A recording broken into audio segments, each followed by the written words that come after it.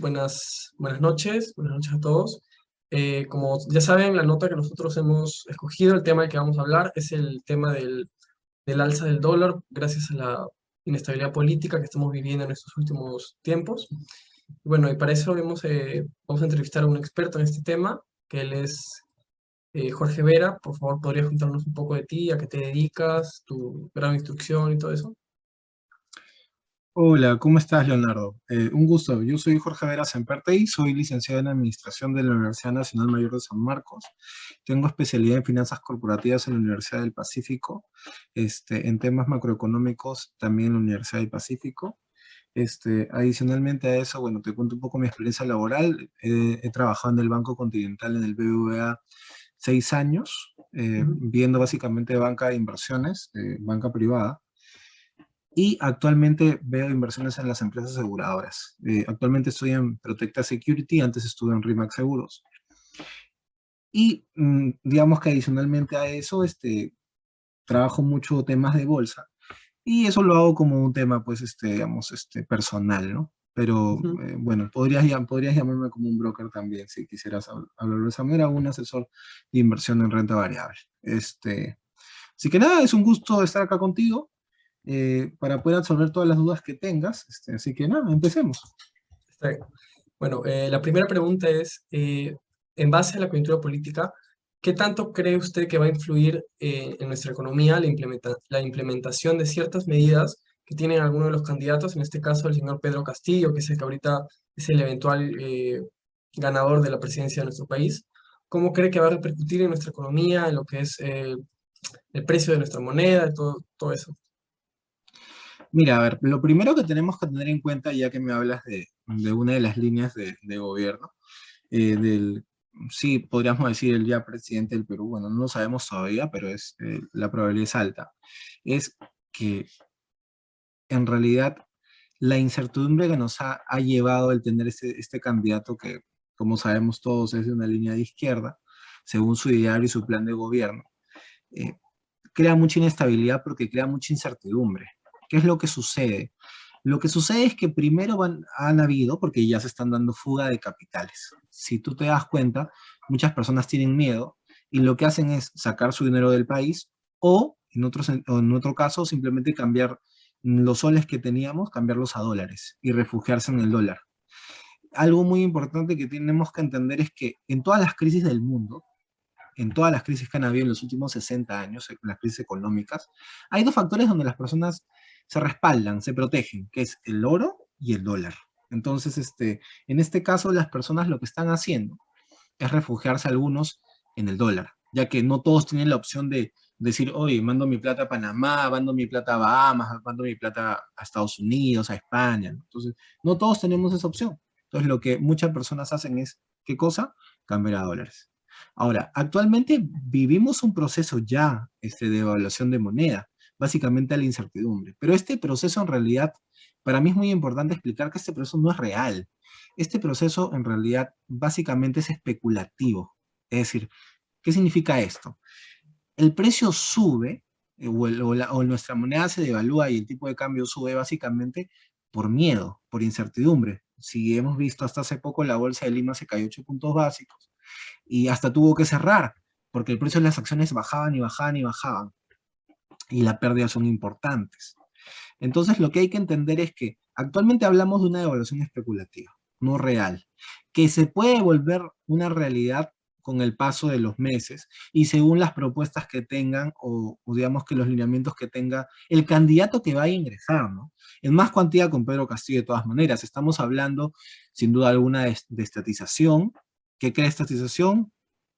Fuga de capitales. Estamos hablando de negociar nuevamente los contratos de materias primas. Sabemos que el Perú, es un país realmente que la mayor parte de su PBI, que es el Producto Bruto Interno, que es básicamente la producción nacional, estamos hablando de que la mayor parte se ciña a la minería. Entonces, al querer negociar básicamente los hidrocarburos y los minerales, lamentablemente también crea más incertidumbre y estamos hablando de que gran parte del motor de nuestro PBI podría también fugar, o simplemente podrían no llegar a un acuerdo, digamos, contractual, porque lo que se quiere es cambiar los acuerdos, y digamos que de esa manera también vamos a tener mayor riesgo de tener inflación y que se siga devaluando la moneda.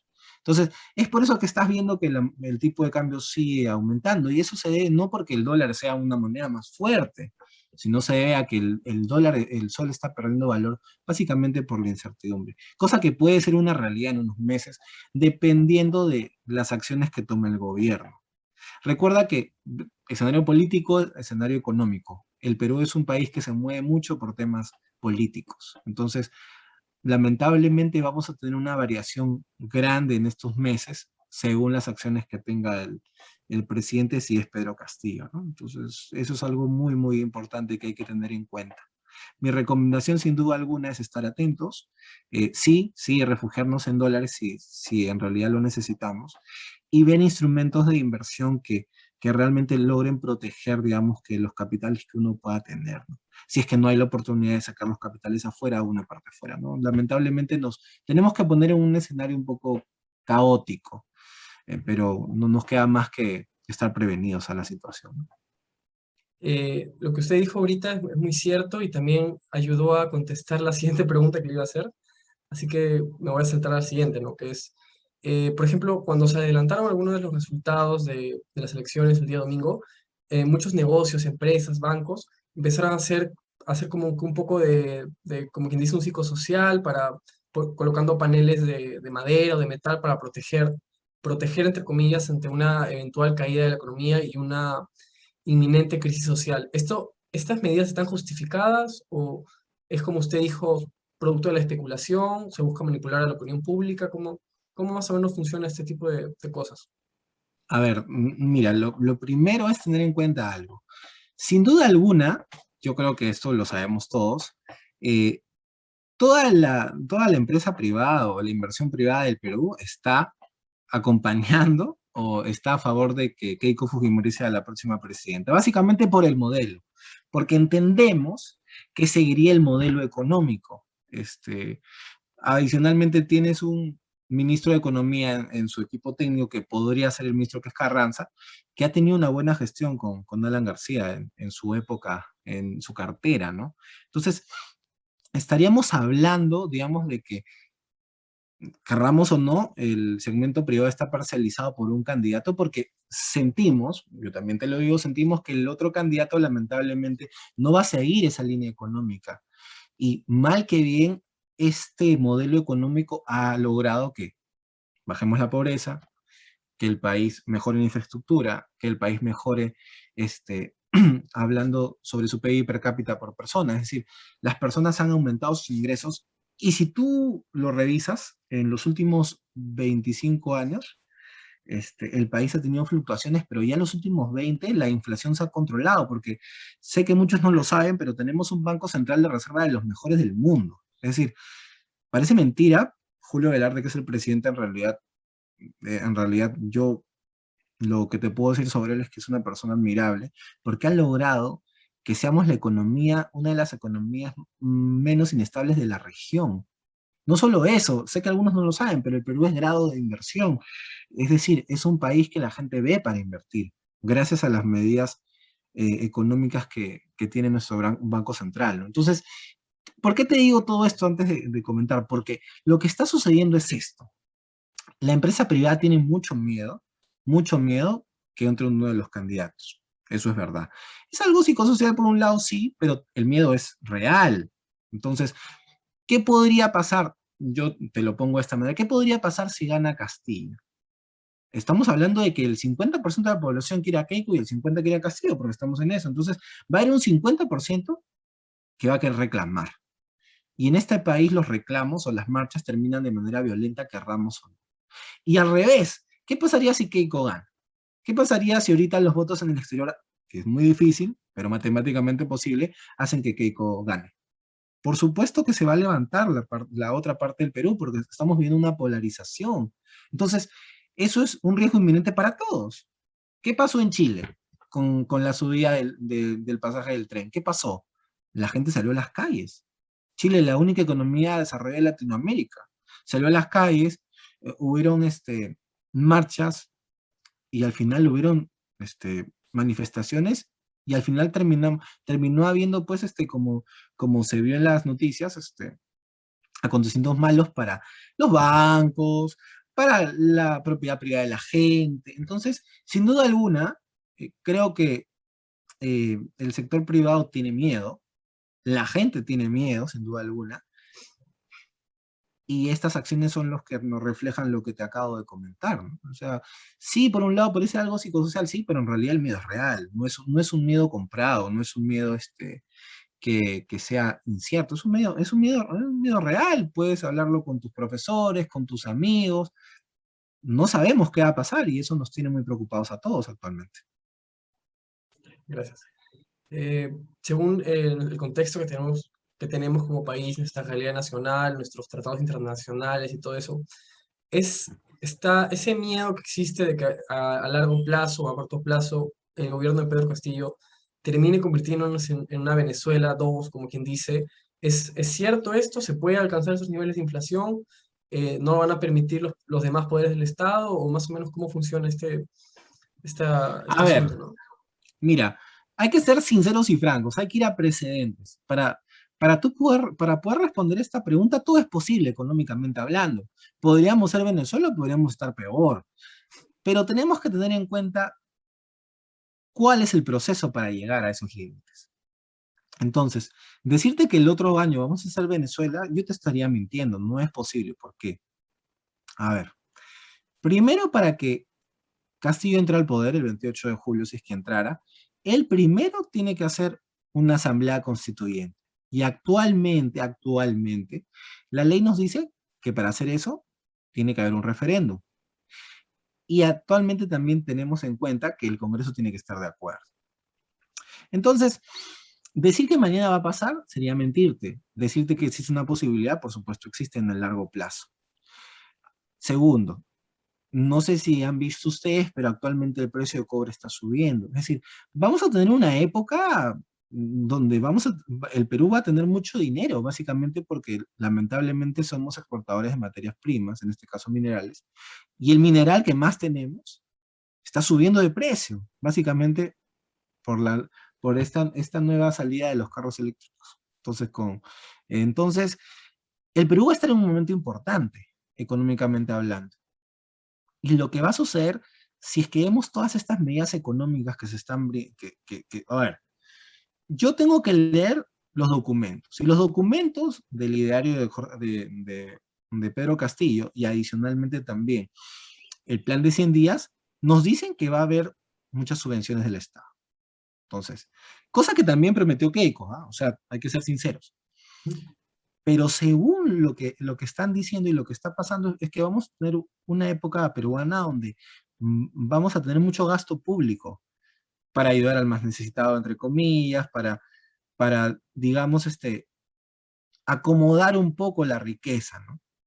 Entonces, eso nos va a traer a largo plazo que nuestro sistema económico, lamentablemente, vaya perdiendo valor y vaya perdiendo fortaleza. Y en un plazo largo, porque a ver, ¿qué tiene que pasar primero? Una asamblea constituyente. Después de la asamblea constituyente, ¿qué tendría que pasar? Negociaciones con las empresas privadas. Después de la negociación con las empresas privadas, ¿qué tendría que pasar? Tal vez un cierre de un congreso de todas maneras, ¿no? Para que el presidente, digamos, Pedro Castillo, pueda tener el control total para poder llevarnos a una Venezuela futura, ¿no? Entonces, eso toma tiempo, no va a ser al otro año, pueden pasar unos años, pero que puede suceder, podría suceder. Podemos estar hablando, tal vez yo te podría hablar de que vamos a ver rezados en unos 3 o 4 años, ¿no? Aproximadamente si él logra cumplir todas las cosas que te he dicho, ¿no? Ahora, vayamos al otro lado. Tenemos en su equipo técnico a personas como Frank, que nos está diciendo que no van a hacer eso, ¿no? Entonces, está el riesgo, que podrían llevarnos a una Venezuela, a un sistema como el que tienen ellos y a una inflación de esa manera y tener, digamos, una inestabilidad política y económica de esa manera, sí podríamos llegar. No va a ser a corto plazo, para nada, y en realidad yo me atrevería a decir que vamos a tener una época hasta de abundancia, unos 2 o 3 años. El problema va a ser después, así como le pasó a Argentina, ¿no? El problema va a ser después, cuando no tengamos de dónde sacar dinero. Solo para terminar, el modelo social, digamos que la rama izquierda, el comunismo en sí, el modelo en bruto, lo que busca, ¿qué es? Subvencionar varias cosas, que el Estado subvencione muchas cosas y que el Estado controle básicamente casi toda la economía del país y que tenga todas las inversiones. ¿Qué ha pasado en el tiempo? ¿Qué ha pasado con países como Dinamarca, como Finlandia? Se han dado cuenta de que es necesaria la inversión privada para mantener una parte del modelo. Entonces, ¿qué tiene que pasar para que un modelo como el de estos países pueda realizarse? Es que necesitas un Estado que trabaje bien, que ejerza bien su derecho, que administre bien y que sea eficiente. Y necesitas a la empresa privada que te brinde absolutamente todo la recaudación fiscal que necesitamos. Y por último, necesitas un país donde no haya mucha informalidad, donde el grado de informalidad no sea alto como el Perú. Como principales líneas, esas son necesarias para que funcione una parte del modelo. ¿Qué significa qué cosa? Que tengas educación gratuita, salud gratuita, infraestructura de primer nivel. Y que el Estado te dé subvenciones para jubilación, desempleo, etcétera, etcétera. Porque uno paga para sus impuestos. Pero ¿qué tienes que tener? Recaudar mucho dinero con el privado, el Estado sea eficiente y adicionalmente tú como persona o como empresa pagar tus impuestos. Y estamos hablando de escalas muy por encima, muy por encima de lo que se paga actualmente en el Perú. O sea, imagínate que una boleta de pago del total de tu sueldo, imagínate que tú ganes 1.000 soles, le pagues 500 soles al Estado de impuestos. O sea, es alto, pero todo lo tienes de primer nivel. Por las puras no son los países más felices del mundo, ¿no? Como se les dice básicamente en las encuestas. Entonces, Ujú. el modelo ha, digamos, evolucionado. Y yo sí te puedo decir, seguramente habrá muchas personas este, pueden tener opiniones muy diferentes a la mía, pero para mí el socialismo y el comunismo no han funcionado. Es un modelo muerto, un modelo fracasado. Lo que existe actualmente es una economía social de mercado, la cual tiene una parte del lado socialista, pero una parte muy importante del capitalismo, Ujú. la economía social de mercado. Entonces, eso es lo que tal vez las personas que quieren cambiar de modelo deberían pensar, pero no estamos viendo esas propuestas en ningún candidato en segunda vuelta. No le mentiré, muchas de esas cosas que más o menos me está contando, yo las desconocía. Y eso estamos viendo mucho en lo que son las redes sociales en los últimos días, que todos son expertos en economía, todos son expertos en política, cada quien da su idea y como que no hay un consenso entre la población, ¿no?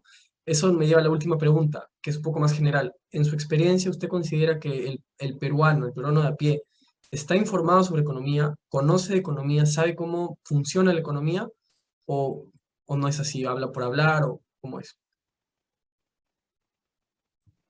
A ver, mira, decirte que el peruano promedio tiene conocimiento sobre economía sería mentir, ¿no? O sea, yo creo que todos, por ejemplo, terminando el colegio deberíamos saber qué es el PBI, qué es la inflación, cómo se manejan algunas variables macroeconómicas, y por lo menos tendríamos que saber, por lo menos lo mínimo indispensable para ser sujetos de crédito, por decirte algo, tener también una experiencia financiera, ¿no? Este, yo te diría que no, que tenemos un gran porcentaje de peruanos que no están informados sobre la economía, un gran porcentaje en el país que tampoco tiene idea cómo ahorrar. Y por eso existen estos cursos, pues, de finanzas personales, ¿no? Para que uno más o menos pueda entender y aprender, este, cómo se maneja el sistema financiero, cómo repercute la economía y cómo poder ahorrar, porque el peruano promedio no es una persona que ahorra y tampoco una persona con previsión. Esa es la verdad. Entonces, este, hay que cambiar muchas cosas. sin duda alguna. Hay que mejorar muchas cosas en el país. Empieza por nosotros, empieza por la educación, creo yo, sin duda alguna. El peruano promedio no tiene muchos conocimientos. Otra cosa que pasa mucho es que mucho peruano simplemente retuitea, repostea, comparte cosas que ni siquiera son ciertas. He visto muchas cosas en estas últimas elecciones que no son ciertas. Niveles de PBI negativos que no alcanzamos, que no sé dónde salieron, estadísticas sobre el tipo de cambio que no sé dónde salieron, las mismas estadísticas de los votos actualmente, veo cada cosa que no tiene nada que ver con la realidad, ¿no? Sin mencionar las noticias falsas que vas a encontrar en todas tus redes sociales y que la gente simplemente postea pensando que el Facebook te dice la verdad, pero la gente no va a la fuente real. Entonces, sí, hay un gran desconocimiento económico, sin duda alguna. Hay un gran desconocimiento de finanzas personales en este país. Hay personas que no tienen ni siquiera la menor idea cuál es la diferencia de un fondo mutuo con una cuenta de ahorros o un depósito a plazo. No tienen idea qué es un bono y qué es una acción. Y eso deberíamos saberlo todos por cultura general. Por cultura general nomás. No digo que seas un experto, pero deberías saber por lo menos de manera, al menos de una manera implícita, cómo funciona. Entonces, es algo que tenemos que fomentar todos. Este, y nada, es algo que tenemos que mejorar. Todos, todos en realidad. Como te digo, todo nace sobre la educación y es nuestra responsabilidad. Y si no lo aprendimos antes, pues aprenderlo ahora, ¿no? Ujú.